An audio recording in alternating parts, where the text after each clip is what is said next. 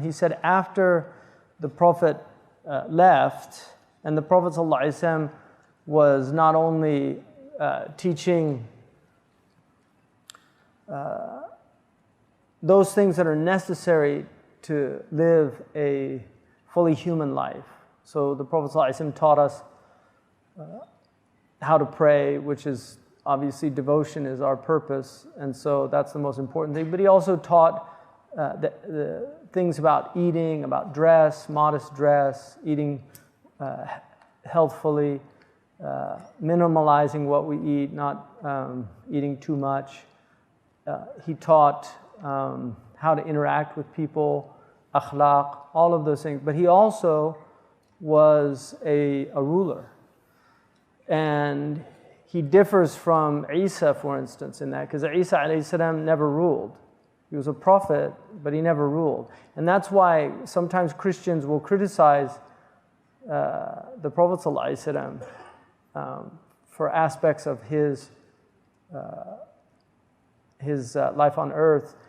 And those criticisms are largely due to the fact that he was a ruler.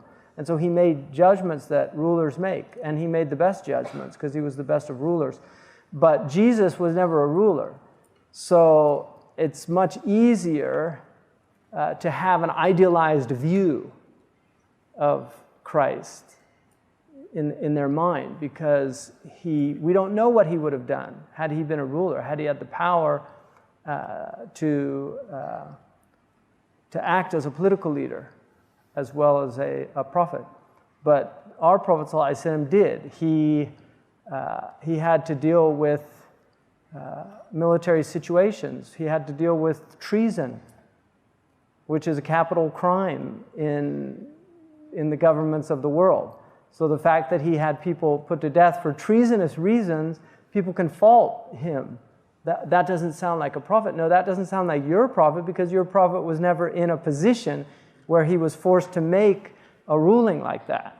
And so this is one of the aspects of our prophet that is very important to understand, that he wasn't just a religious leader. He was a military leader. He was a military commander. He was a political leader. He was a father. Jesus wasn't a father. Again, you can idealize people that don't have the problems that go with households. The transparency of our Prophet ﷺ is that his marital problems are in the Quran. And people say, well, why is that? Well, because that's part of life. And he came to teach us all aspects of life. And one of the aspects of life is sometimes you're going to have problems in the house. So how do you deal with it? Domestic violence? No. That wasn't his way. So those aspects. So what he says is that the Prophet ﷺ was a political leader, and then he trained these men who, when they took power, they were capable of not only ruling as politicians, but ruling as politicians following a prophetic methodology. And so Abu Bakr, Umar, Uthman, and Ali, and these are the four that are agreed upon according to Al-Sunnah, that they were Mahdiyun. They were rightly guided. Khulafa Rashidun, Mahdiyun. And then most of the ulama add to that Umar ibn Abdul Aziz as a fifth exemplar. And then historically there have been others that come close to the prophetic model, but don't go under that alaykum bi sunnati wa sunnat al-khulafa ar-rashidin al-mahdiyyin min ba'di. They don't fall under that category that the Prophet ﷺ defined, that we should follow their sunnah as well. Because why? Because they're on the methodology of the prophets. So people like Amir Abdul Qadir al-Jazairi is an example of a prophetic leader. He was following the methodology of the Prophet ﷺ. Uthman Dan Fodio in Nigeria is another example of a prophetic Amir who's really attempting as a scholar and as a statesman to implement the methodology. Salahuddin al-Ayyubi is another example of that. He's an exemplar of prophetic practice. Unfortunately, we have far fewer than we would like.